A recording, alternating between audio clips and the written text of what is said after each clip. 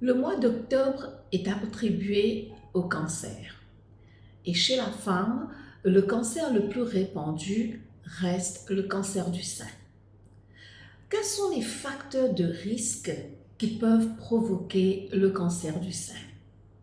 Tout d'abord, il y a cette prédisposition génétique dans certaines familles où les mamans et les sœurs ont tendance à avoir le cancer du sein très jeune, à l'âge de 35 à 40 ans. D'autres facteurs de risque restent les facteurs de risque pour d'autres cancers. La sédentarité, le tabagisme, une mauvaise hygiène de vie.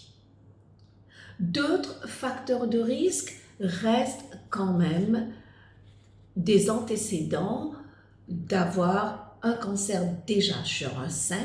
Donc, il y a une hausse de facteurs de risque de l'avoir dans l'autre sein.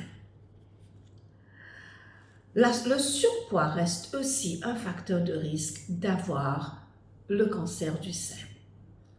Chez la femme qui a plus de 50 ans, on voit une incidence beaucoup plus élevée de cancer de sein, surtout dans la tranche d'âge entre 50 et 75 ans. La femme ménopausée a beaucoup plus de tendance à avoir un cancer de sein de par le fait qu'elle produit moins d'hormones d'estrogène et de progestérone. Alors, comment est-ce qu'on détecte le cancer du sein? Très souvent, le cancer peut passer inaperçu visuellement. C'est lors de l'autopalpation ou de la palpation chez le médecin qu'on arrive à détecter une masse dans le sein. Alors, c'est pourquoi on demande aux femmes de pratiquer l'autopalpation de leur sein de temps en temps, à peu près toutes les 3-4 semaines. L'autopalpation nous aide à déterminer s'il y a la présence ou non d'une masse ou d'une boule dans le sein. Certains cancers peuvent se manifester visuellement. Donc, il faut aussi de temps en temps se regarder dans le miroir et observer les seins. Si le sein est gonflé, si le sein est rouge, si l'alvéole est introvertée, s'il y a une perception de peau d'orange sur le sein, avec des douleurs ou pas, s'il y a un écoulement du sein, très souvent un écoulement sanguin, alors là, il faut aller voir le médecin directement. Quoi faire? Quoi faire quand on sait qu'on a une boule dans le sein? Quand on va voir le médecin va nous prescrire une imagerie en forme d'échographie, en forme de mammographie ou même un IRM pour déterminer s'il y a possibilité de cancer. Mais le diagnostic final, pour confirmer un diagnostic de cancer, reste une biopsie qui se fait à l'aide d'une seringue introduite dans la lésion, aspiration d'un peu de cellules du sein et examen microscopique. Il faut dire que le diagnostic du cancer, surtout si c'est fait à temps, nous permet quand même un traitement assez efficace. Quels sont les traitements encourus pour le cancer du sein? Évidemment, l'exérèse de cette lésion, de cette boule qui est cancéreuse, qu'on appelle la tumorectomie, donc du tumeur.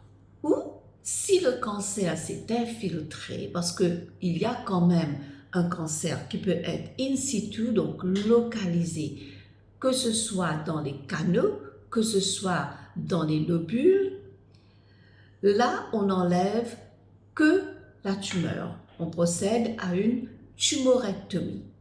Mais si le cancer s'est infiltré dans tout le sein, il faut procéder à l'ablation du sein, donc une mastectomie. Si le cancer s'est propagé dans les ganglions qui se trouvent sous les aisselles, là, il faut aussi procéder à l'ablation de ces ganglions. Le traitement aussi encouru pour le cancer du sein est la chimiothérapie. Il y a aussi la radiothérapie et il y a la thérapie hormonothérapie. La prise en charge du cancer du sein est pluridisciplinaire. Il n'y a pas que l'oncologue qui rentre en jeu.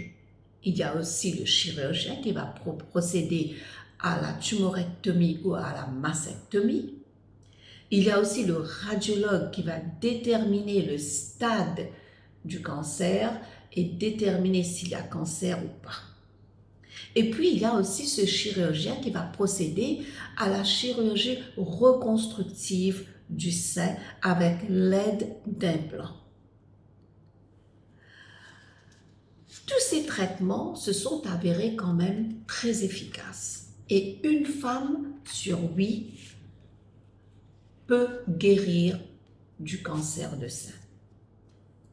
Il faut savoir que si le cancer est lié hormonalement et qu'on procède à l'hormonothérapie, le temps de l'hormonothérapie après le traitement reste 5 ans. Ces derniers temps, les chercheurs sont à parler de 7 ans de traitement d'hormonothérapie suite au cancer du sein. Alors, est-ce que les hommes peuvent avoir le cancer du sein? Oui. L'incidence est très faible comparée aux femmes, mais les hommes peuvent avoir le cancer du sein. Est-ce que s'il y a une tendance génétique d'avoir le cancer du sein, il faut procéder différemment pour le dépistage? Oui. S'il y a une prédisposition génétique, le dépistage ne se fait pas tous les 5 ans. Le dépistage à partir de 30 ans se fait tous les ans à travers l'imagerie, donc l'échographie ou la mammographie. Ce sont des points importants à noter chez les différents types, dépendant des différents types de cancers. Et dépendant des différents types de cancers, il y a quand même un protocole d'approche pour le traitement. On note les cancers qui sont canalaires, les carcinomes canalaires qui sont dans les canaux. On note les carcinomes lobulaires qui sont dans les lobules qui produisent le lait. On note les cancers inflammatoires où on peut visuellement voir, on peut visuellement attester qu'il se peut qu'on ait un cancer de sein. Donc avec le gonflement du sein, avec le sein, la peau d'orange, le sein enflé, le sein rouge. Il y a aussi le syndrome de Paget, où il y a le mamelon qui saigne.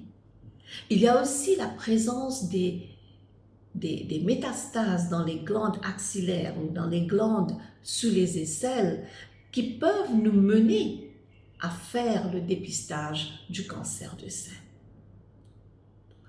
Soyez vigilants, regardez-vous dans le miroir, observez vos seins, soyez à l'écoute de votre corps, c'est important.